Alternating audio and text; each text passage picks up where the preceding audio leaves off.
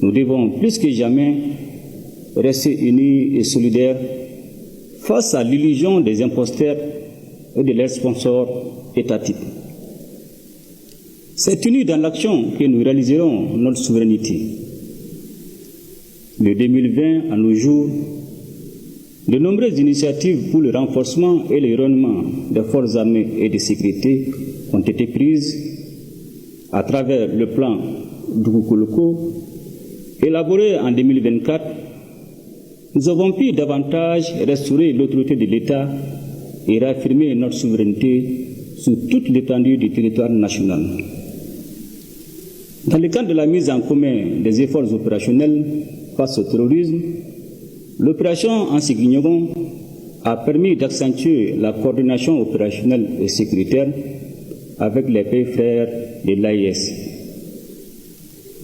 Pour soutenir le processus de renforcement des forces armées et de sécurité, nous continuons d'accentuer l'acquisition d'équipements, la réalisation d'infrastructures indispensables, la consolidation des effectifs à travers des recrutements cycliques et la formation continue du personnel. L'adaptation et la mise à jour de notre doctrine militaire nous permettent à la fois de faire face aux menaces émergentes et constituent également un gage d'interopérabilité avec les armées de la Confédération de l'Alliance des États du Sahel. Dans le même temps, la diversification de nos partenariats constitue une initiative salutaire. Mes chers compatriotes, au moment où nous célébrons le 65e anniversaire de l'accession de notre pays à la souveraineté internationale, je tiens à saluer les efforts constants de notre outil diplomatique pour faire respecter par un nombre croissant de partenaires les principes constitutionnels qui guident l'action publique et la politique extérieure du Mali.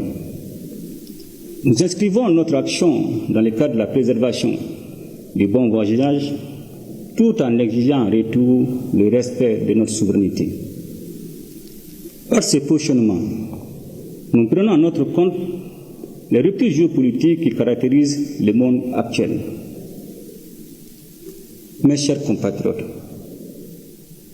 depuis 2020, notre économie fait preuve d'une grande capacité d'adaptation et de résilience malgré les contraintes sécuritaires et géopolitiques. À ce titre, le Mali a poursuivi ses efforts dans le sens d'une gestion efficiente des finances publiques et de la préservation d'une trajectoire de croissance positive de l'ordre de 6% en 2025, contre un déficit budgétaire de moins de 2,7% attendu. Avec la mise en place de la plateforme Trésor Pays à la faveur de la digitalisation, les recettes publiques issues des services digitalisés ont connu une augmentation significative. Mes chers compatriotes, je ne saurais passer sous silence la question énergétique qui a longtemps alimenté les débats publics.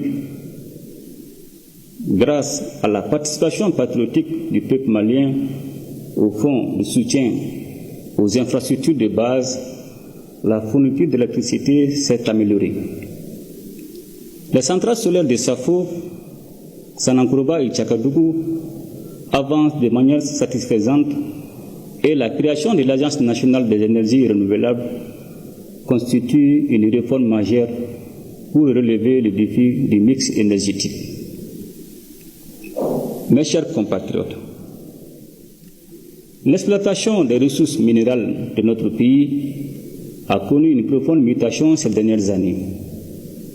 En effet, le nouveau code minier, avec toutes les innovations qu'il apporte dans la gestion des ressources minérales, a commencé à produire ses effets à la suite du basculement des sociétés minières existantes et l'entrée progressive dans son champ d'application de toutes les autres sociétés à l'occasion du renouvellement éventuel de leurs titres. L'une des avancées majeures réside dans le lancement des travaux de la future raffinerie d'or du Mali en partenariat avec la Russie. Dans le cadre de la stratégie nationale pour l'émergence et le développement durable 2024-2033, les réformes se poursuivent pour améliorer le climat des affaires et accélérer la digitalisation. Mes chers compatriotes, dans le cadre de la modernisation de notre administration, je me réjouis de constater les efforts importants engagés pour la mise en place du système intégré de gestion des ressources humaines de la fonction publique de l'État et des collectivités territoriales. Mes chers compatriotes, ce 65e anniversaire de notre indépendance coïncide comme par un signe des temps avec l'adoption de la Charte pour la paix et la réconciliation nationale, un document de référence qui fixe désormais le cap pour la résolution durable des conflits dans notre pays. Elle vise par le dialogue à consolider l'indépendance et la souveraineté nationale, à stabiliser les pays, à favoriser le retour de la paix et à créer les conditions indispensables pour la relance économique et la bonne gouvernance. C'est le lieu de saluer les efforts inlassables des femmes et des hommes qui œuvrent au quotidien pour la pacification de notre pays. Aussi, la détermination du gouvernement a permis des réalisations majeures dans le cadre de la consolidation de la paix et de la cohésion sociale, sans lesquelles tout processus de développement serait voué à l'échec.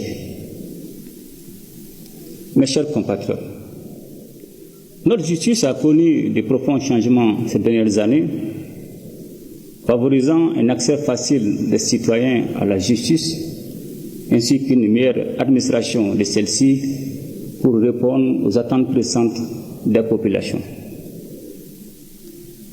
S'agissant des réformes courageuses engagées, je salue les innovations majeures qui ont permis d'améliorer les conditions de poursuite des infractions liées à la corruption et à la délinquance économique et financière. Face à la persistance et à la gravité des litiges fonciers dans notre pays, il est prévu très prochainement la création d'un pôle national chargé du foncier. Mes chers compatriotes, dans le cadre de la refondation de notre système de santé, les États généraux de la santé se sont tenus en décembre 2024. Un plan décennal a été établi pour la prise en compte des grandes recommandations faites à cette occasion. Une plus grande attention sera accordée à l'accessibilité des services de santé à la population, au renforcement des capacités des ressources humaines, à la solidarité et à la lutte contre l'exclusion. Ainsi, pour améliorer la distribution des services de santé, les centres de santé de référence de cet arrondissement de Bamako seront érigés en hôpitaux de district. De nouveaux hôpitaux de district seront réalisés à Bla et à Kangaba. 7 nouveaux hôpitaux de district verront le jour dans les régions de San, Kouchala, Bukuni, Djoila, Nyoro, Bajangara et Koulikoro. À ces infrastructures s'ajoutent d'autres hôpitaux régionaux pour renforcer notre dispositif sanitaire. Mes chers compatriotes, la jeunesse et la promotion de la femme et de la famille sont à l'avant-garde des réformes en cours. Qu'il s'agisse de l'éducation aux valeurs et à la citoyenneté, de l'employabilité ou même de la lutte contre le phénomène de la drogue, le gouvernement ne ménage aucun effort pour créer les conditions d'une participation effective de notre jeunesse et assurer la promotion de la femme et de la famille dans le processus de refondation et de développement. De nombreux centres de formation professionnelle sont en construction à travers